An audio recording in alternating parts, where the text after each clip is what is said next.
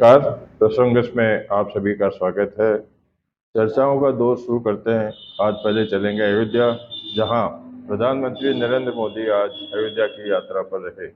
प्रधानमंत्री नरेंद्र मोदी के स्वागत में वहां जहां साधु संतों ने उनका स्वागत किया, वहीं एक भव्य रैली भी निकाली गई जिसमें विभिन्न प्रकार के वहां बैंड बाजों से उनका स्वागत हुआ।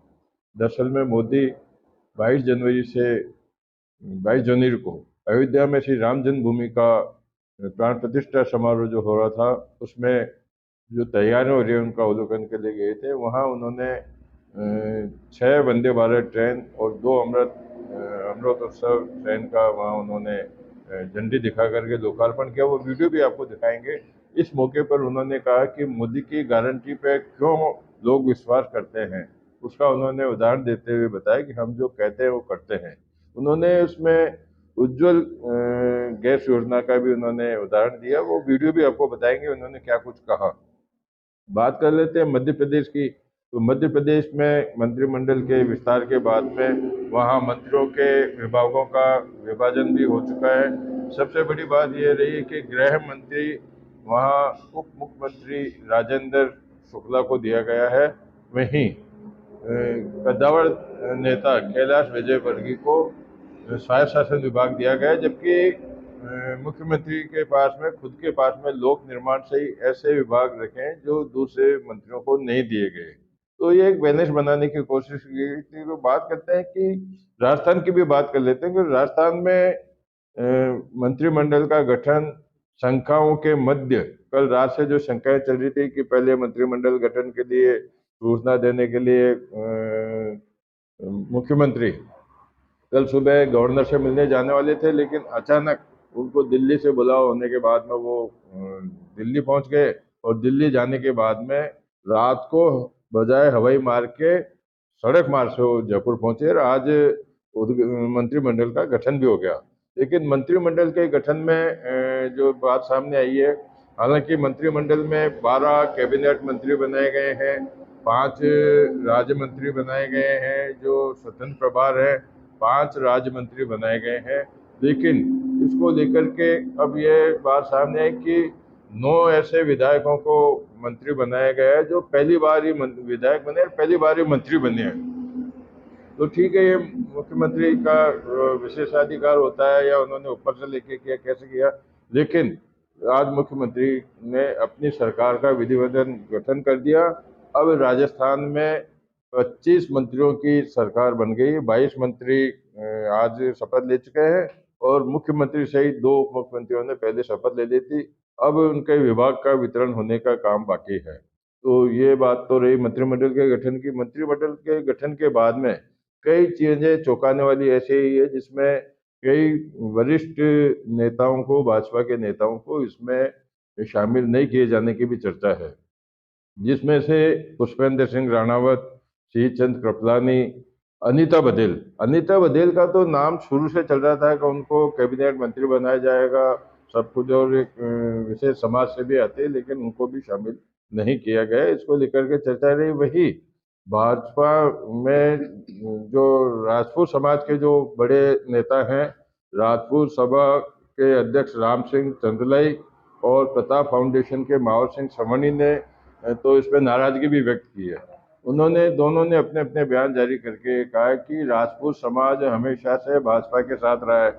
26 सीटों में से उन्होंने 16 सीटें जीत के भाजपा की झोली में डाली है। 62% मतदान जो बीजेपी के पक्ष में हुआ वो 50% से ज्यादा राजपूत समाज की तरफ से हुआ है। लेकिन राजपूत समाज को केवल मात्र 3 मंत्रियों में ही जो है अपने को सबर करनी पड़ी।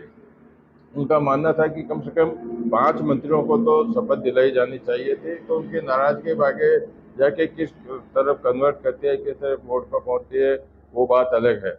लेकिन ऐसा नहीं है कि चलो ठीक है 3 मंत्री तो बने। ब्राह्मणों में तो अभी 2 ही मंत्री बने। वैश्य समाज में किसी को प्रतिनिधित्व नहीं है, यादव समाज में किसी को प्रतिनिधित्व नहीं है। मंत्रिमंडल के गठन के बाद में विभागों के बंटवारे वाली बात है, तो विभागों के बंटवारे किस तरह से होता है वो देखने वाली बात होगी।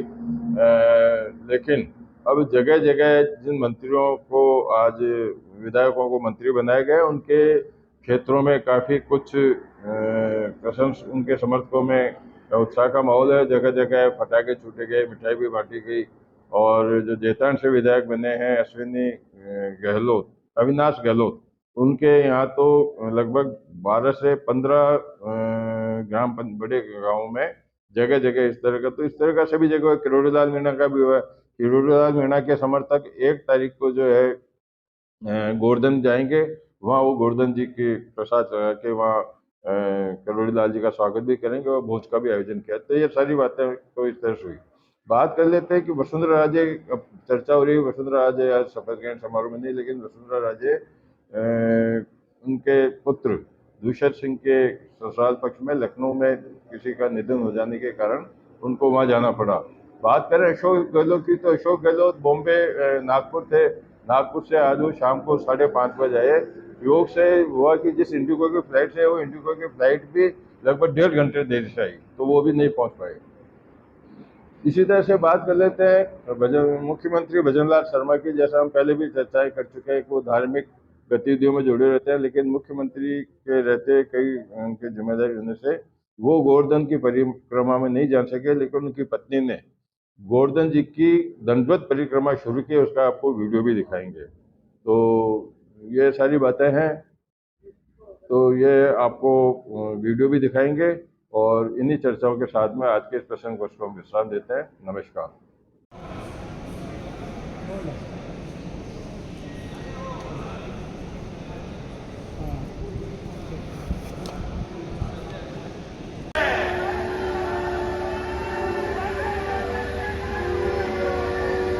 जय श्री राम के नारे भारत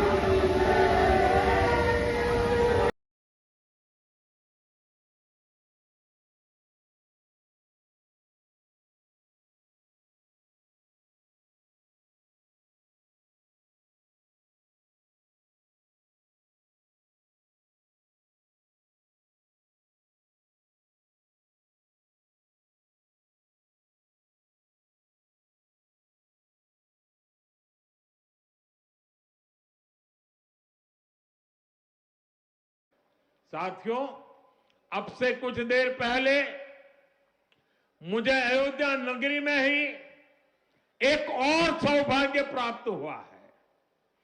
आज मुझे खुशी है ये बताते हुए कि उज्ज्वला गैस कनेक्शन की 10 करोड़वीं लाभार्थी बहन के घर मुझे जाकर के चाय पीने का मौका मिला। जब 1 मई 2016 को हमने यूपी के बलिया से उज्ज्वला योजना शुरू की थी, तो कोई कल्पना भी नहीं कर सकता था कि ये योजना सफलता की इस ऊंचाई पर पहुंचेगी। इस योजना ने करोड़ों परिवारों का, करोड़ों माताओं बहनों का जीवन हमेशा के लिए बदल दिया है। उन्हें लकड़ी के धुएं से मुक्ति दिलाई है। साथियों, हमारे देश में गैस कनेक्शन देने का काम 60-70 साल पहले शुरू किया गया था, 6-7 दशक पहले।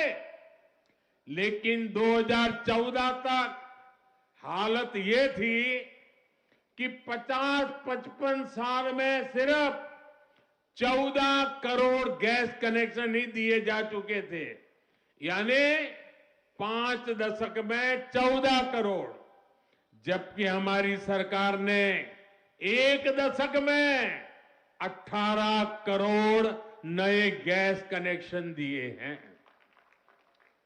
और इस 18 करोड़ में 10 करोड़ गैस कनेक्शन मुफ्त में दिए गए हैं, उज्ज्वला योजना के तहत दिए गए हैं। जब गरीब की सेवा की भावना हो, जब नीयत नेक हो, तो इसी तरह से काम होता है, इसी तरह के नतीजे मिलते हैं। आजकल कुछ लोग मुझसे पूछते हैं कि मोदी की गारंटी में इतनी ताकत क्यों है? मोदी की